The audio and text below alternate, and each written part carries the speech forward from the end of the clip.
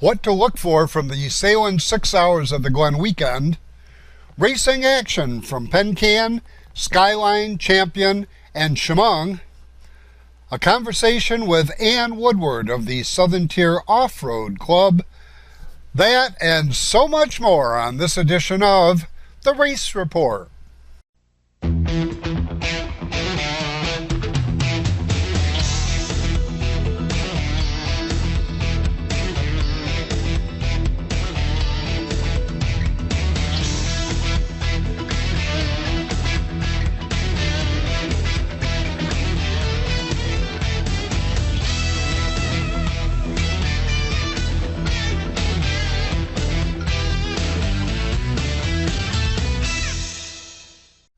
Hi everyone and welcome to another edition of the Race Report. I'm Ron Hills.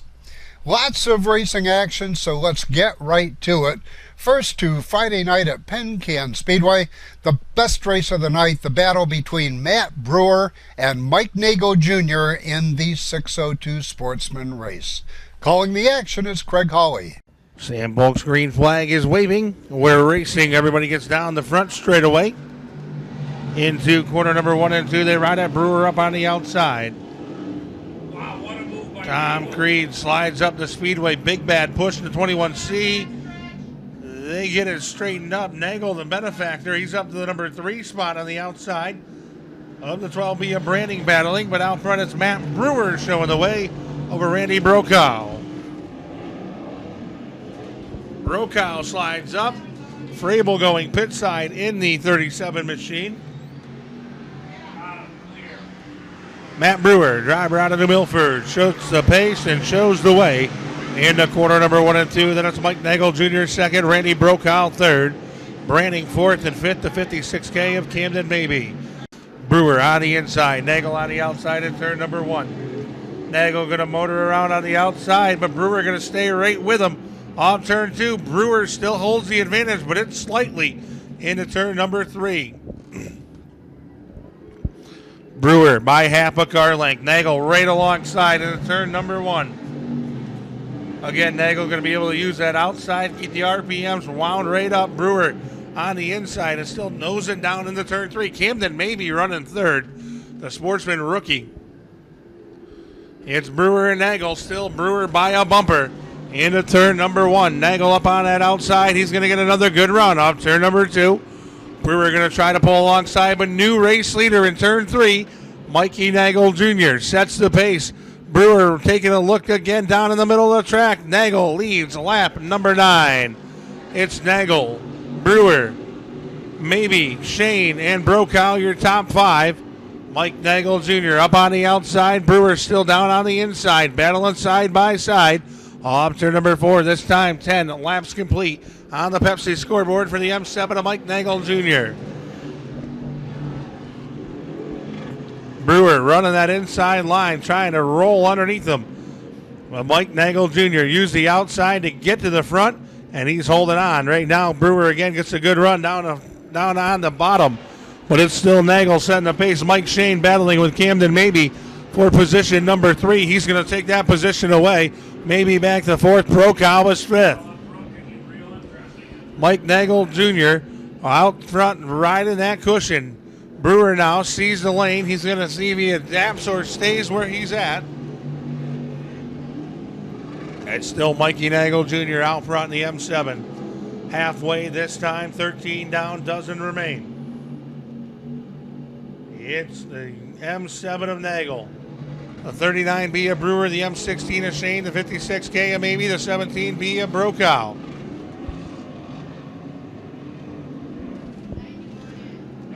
Nagel again up on the outside. He has not been able to pull away from the Brewer 39B, but he has got him just enough right now. That time Brewer actually nosed ahead in between 1 and 2.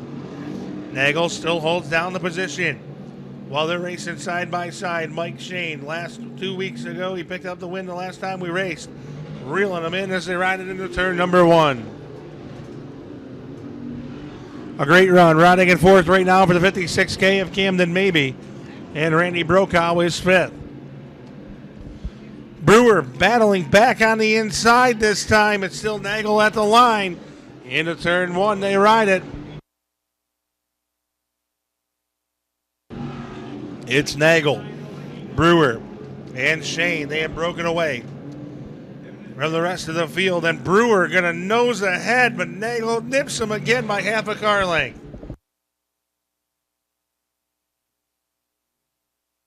Side by side, if this battle doesn't excite you, you're not a race fan. Into turn three, Brewer down on the inside. He'll nose even. Nagel has him still by half a car length, and don't look now, but Mike Shane is coming to make it a three-car affair at the front of the field.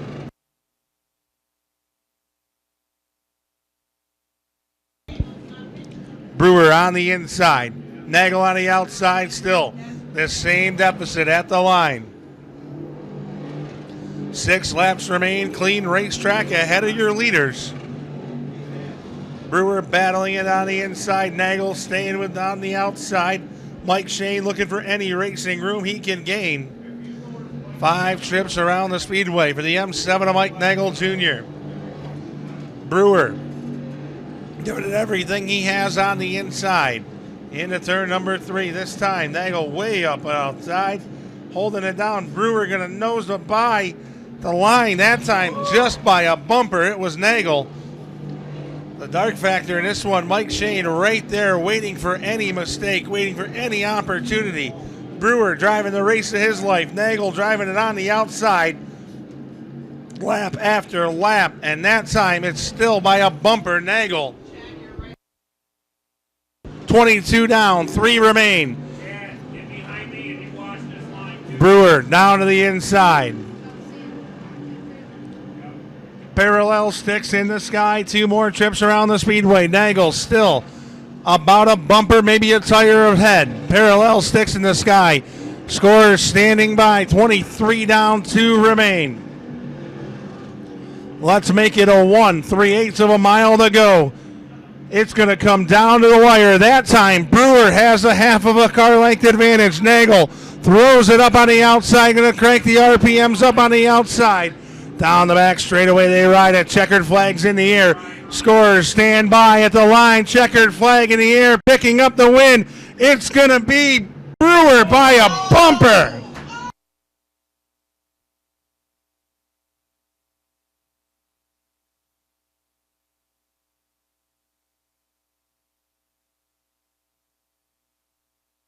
And here's a look at some of the other racing action Friday night at Penn Can Speedway. And a reminder that racing action from Penn Can Speedway is available on DVD.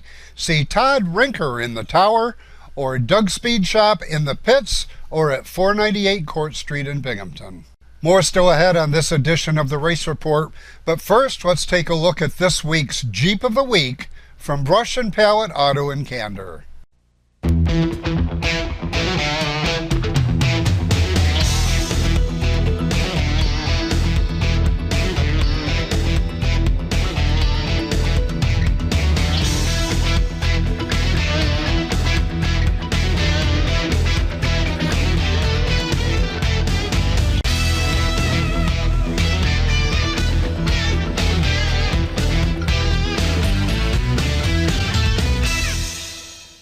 "30 years of satisfied customers. That's the proud history of Brush and Pallet Auto and Candor.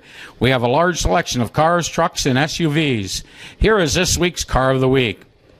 We'll give you a $1,000 minimum trade-in, and we have financing options to fit your needs, including a first-time buyer's program. Think you can't afford it? We think you can. Check us out at brush-pallet.com or visit us in person at 598 Owego Road in Candor, New York.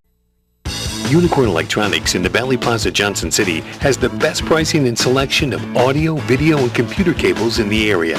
Don't spend a fortune on that HDMI cable for your new HD TV or Blu-ray player. Unicorn Electronics has quality cables in the lengths you need at a price you can afford. Expanding your network, Unicorn has the patch cables and accessories to make it happen. When you need to connect, think Unicorn Electronics in the Valley Plaza, Johnson City. When tragedy strikes, the racing family joins together as one. We're asking for your help as one of our own faces a long and challenging recovery. Mallory Zacharias suffered near-fatal injuries in a boating accident, and recovery will be long and a costly process. Please join family and friends on Sunday, June 24th at the Vestal Elks Club from 2 to 7 as we rally to help Mallory with her recovery. If you can't attend but would like to help, please send your donation to Mallory Zacharias, 2038 Medina Lane, Green Cove Springs, Florida, 32043. If you're looking for the most convenient and profitable way to change your gold jewelry, coins, and sterling silver into cash, visit Solid Gold Jewelry. Main Street in Endwell, Solid Gold Jewelry, always a sweet deal. Welcome back to the Race Report. Last week, Broome Tioga Sports Center hosted the Southern Tier Off-Road Club Ladies' Day, an opportunity for women to experience the fun of off-road travel. Ann Woodward tells us more. So Ann, tell us a little bit about what you're doing and your business. Okay, well, there's two different aspects that we have here. We have BHM Auto Service, which my husband and I run together. We do customizations, we do regular automotive repair, and we do 4x4 upgrades. We do roll cages, bumpers, different stuff like that that can help get off-road a little bit easier or just maintain your car for a longer time. And then we have the Southern Tier Off-Road Club, which we have a bunch of people that are here with us. And we travel all over New York and some in PA, and we teach people the proper way to go off-road safely, and we try to do it so that way people can go legally and enjoy themselves. And we've got men and women both in the group, and we work together to make it as fun as possible. Most of the stuff that we do is local. However, we have the support of some nationwide off-road communities like Ladies Off-Road Network, and then we have some companies that support us that come out to our events and provide some material, some safety information, and also what to get for aftermarket parts to go off-road and do it easier, I guess, for the right gears, the right lift, the right tires, and just making sure that you don't waste your money on stuff that's not going to work. Oh, absolutely. That's a big deal. We try to be innovative, and we like to come up with new ideas on stuff that works. We do a lot of hands-on and custom, so that way we build a lot of our own bumpers, roll cages, rock sliders, different stuff that helps protect your vehicle off-road. But we also have the knowledge and about, I guess, combined experience, at least 60 years. So we can do from 1979 or older up to 2018, and we have the computers and the software to be able to work on those. As far as Southern Tier Off-Road Club, we just started probably about a year and a half, about 2.5 years ago. But we have a bunch of different people. We bring the kids out, we bring the whole family. It's all about family-oriented, and it's not just about going out and just running like crazy. It's working as a family, working as a club, and we actually help the community. We do stuff to help out in the community, like we help doing cleanups on like the highways, different stuff like that, and we help maintain trails, and we go to different facilities that don't necessarily have the staff to maintain them, and we volunteer our time so that way they can provide safe off-roading for people.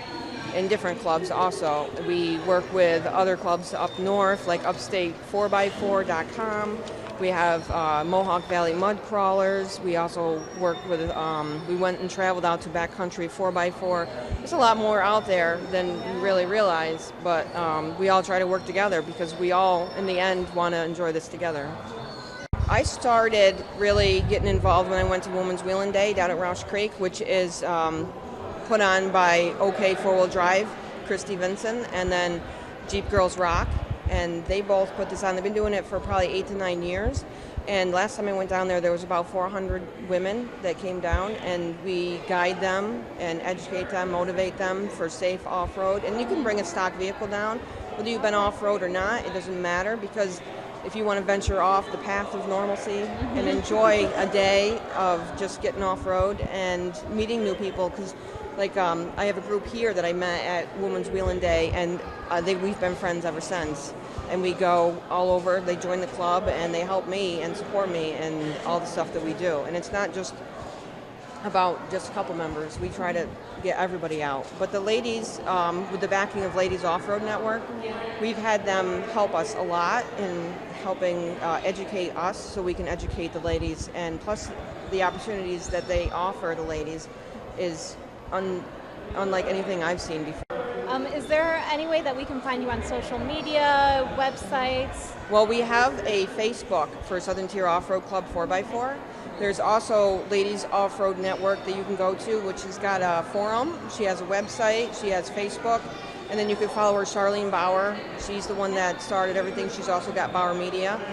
She's been super supportive, but if you follow us on Facebook, we also have Instagram it's called Bonehead Fab. I know it's silly, but I love it. It's that's a lot of our customization and a lot of stuff that we do with the off-road and some of the interviews and some of the live stuff that we've done through Ladies Off-Road Network. Well, that's great. Well, thank you, Ann, for the interview and for telling us a little bit about what you're doing. Well, thank you. I appreciate you giving us all your time. Oh, absolutely. Good luck this season. Thank you very much. Thank you.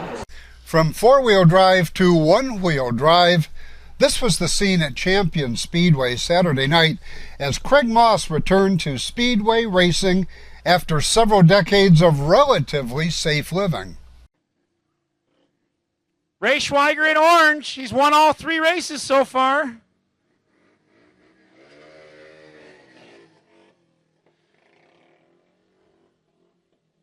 Schweiger gets the whole shot again. Mossy's fighting the inside pipe.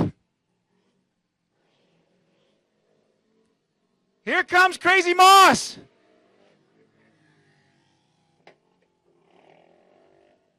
Schweiger's trying to block all that track right now. Moss has got to get to the inside.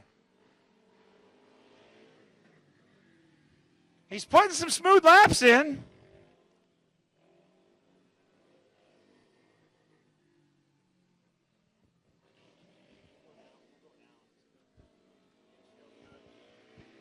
Wow, here comes Mossy. Can he get him? He's got him. Go, Mossy. Go, go, go. Ah, he was on top of the world. Oh, Mossy. Oh, man.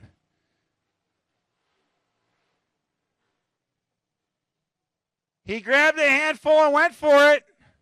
Give him a round of applause, ladies and gentlemen. He's up.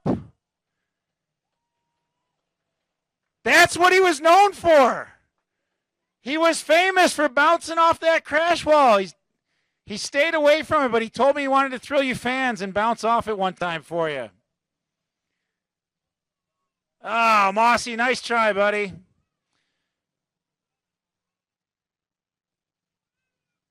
It's not easy bouncing off that wall at any age, but when you're up there in your 50s, you don't come back quite as quick. Not sure a man in his 50s should be treating his body that way, but glad you're okay, Mossy. And here's a look at some of the D1 action Saturday night at Champion.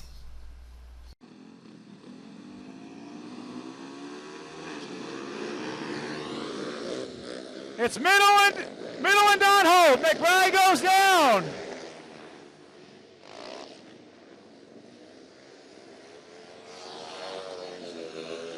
Adam Middle and Casey Donahoe battling it out.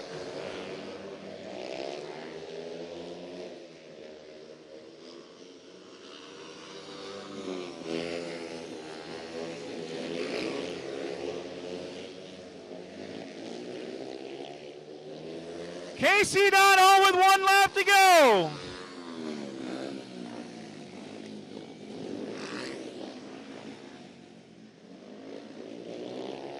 Give it up for Casey Donahoe, his 2nd win of the season. Adam Middle takes 2nd. Race fans rallied Saturday night at Chemung Speedrome to help Mallory Zacharias, who was critically injured in a boating accident. Okay, I don't know who's the spokesperson for your group here, but somebody's got to give us the total amount of money that was raised for Mallory Zacharias here by the Chemung Speedrome fans. We're very happy to say that we raised $752.64. So, woo! And that is more than 5 Mile Point raised. Thank you all so so much for your generosity. The family will truly appreciate it. Now, I have a surprise for these ladies. Hold the pen. Because what you didn't know was that I was doing some fundraising on my own. Stop those cars! Stop those cars!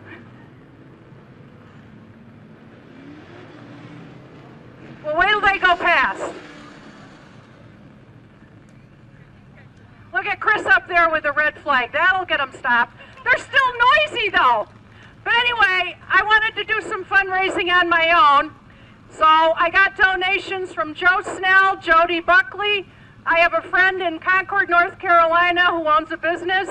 A high school friend of mine was following Mallory's progress on Facebook. One of my co-workers has a private nonprofit in Elmira. She donated. My boss, when we came back from Paraguay, he donated. Horseheads Rental Center and Carpenter's Carts. To that 700, here's another $640. So it's $1,300 and change. What a great job by everyone. And if you would like to help Mallory, please join us June 24th at the Vestal Elks Club or send your donation to Mallory Zacharias, 2038 Medina Lane, Green Cove Springs, Florida 32043. To racing action, and one of the best races of the night was for the INEX Legends win. Here's Carol Husak. This time by, it's going to be 2 to go. Just the mere presence of Daniel Carter there. He's trying to rattle the cage of Kyle Youngs, and he may have done it up in turn 4. There was no contact on that last lap, but his presence right there was enough to probably distract Kyle Youngs just a bit. This time by, talk about close. Kyle Youngs making a recovery on the inside. What a tremendous last lap. They are door handle to door handle going into turn number 3. Kyle Youngs trying to hang on. Daniel Carter trying to stay perfect at the stripe. Oh boy. Transponder says Kyle Youngs is the winner by an eyelash. By an eyelash over Daniel Carter. Wow, what a close finish. To Skyline Raceway Park action, on the microphones are Jim Chase and John Trapphagen. Stages, green flag, at turn number 4 up into the air. And Allison Pierce going to retain that number 1 position down in the turn 1 as she will work to low side of the speedway. Front row, latch out, turn number 2 in the 34 after will drag race down the back straightaway. Eric Williams working his way up out of turn number 3, and he'll get up into the high side and make his way around Amber Pierce for the number 3 spot. White flag being shown. Last lap around with fast Swedes Clay here. Cheryl Brinket over our top 3 as Williams will challenge for the number 2 spot down the back straightaway. Williams gave up the race lead earlier. He will punch it out turn number 4, and Allison Pierce going to pick up the win. Williams, Frank, and Pierce going to round out your field. We're not done yet. Stay tuned for more on this edition of The Race Report.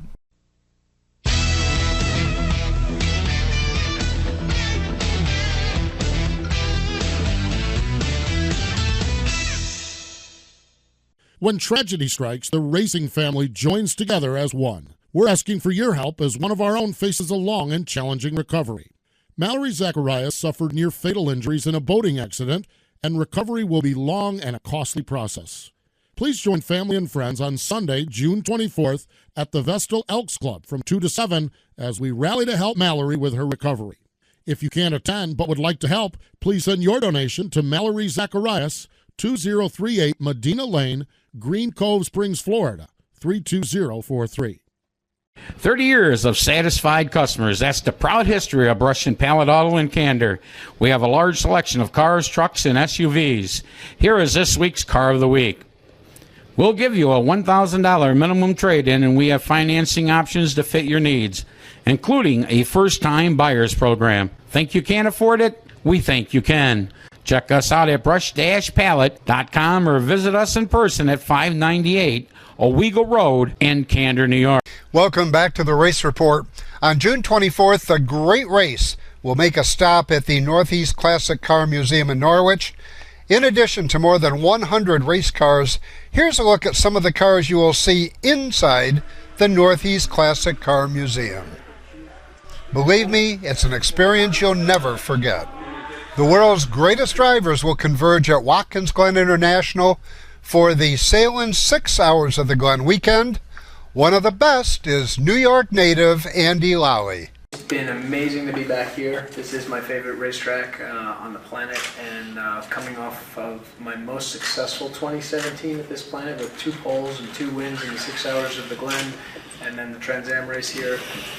It is always a special occasion to come back here, but especially after a semi-rough start to our IMSA season this year, it is good to come back to the track that we had the most success at. So our morning has started out really well, and we've learned, we've progressed from something that we learned at Mid-Ohio, and we've kind of focused in on that area, and we were able to make a little bit more progress on that today.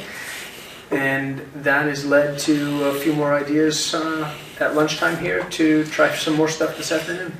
For more on the IMSA Sports Car Weekend coming up, go to theglen.com. The Race Report is looking for someone to shoot video at Skyline Raceway Park. If you'd like to be part of the action, please contact us at ronhills@theracereport.tv or 607-727-9399, voice or text. Racing trivia continues this Monday night at the California Grill, 912 Vestal Parkway East in Vestal. Come early and enjoy their delicious menu. Then at 7:30, challenge your friends to a game of racing trivia. This week's bonus answer is Andy Lally. For all of us at the Race Report, thanks for watching. Until next week, I'm Ron Hills, and I'll see you at the races. Brewer doing it everything he has on the inside. Into turn number 3 this time. Nagel way up outside, holding it down. Brewer going to nose it by the line. That time just by a bumper. It was Nagel. The dark factor in this one, Mike Shane right there waiting for any mistake, waiting for any opportunity. Brewer driving the race of his life. Nagel driving it on the outside. Lap after lap, and that time it's still by a bumper. Nagel 22 down, 3 remain. Brewer down to the inside. Parallel sticks in the sky, 2 more trips around the speedway. Nagel still about a bumper, maybe a tire ahead. Parallel sticks in the sky. Scorers standing by, 23 down, 2 remain. Let's make it a 1 3/8 of a mile to go. It's going to come down to the wire. That time, Brewer has a half of a car length advantage. Nagel throws it up on the outside, going to crank the RPMs up on the outside. Down the back straightaway they ride it. Checkered flags in the air. Scorers stand by at the line. Checkered flag in the air, picking up the win. It's going to be Brewer by a bumper.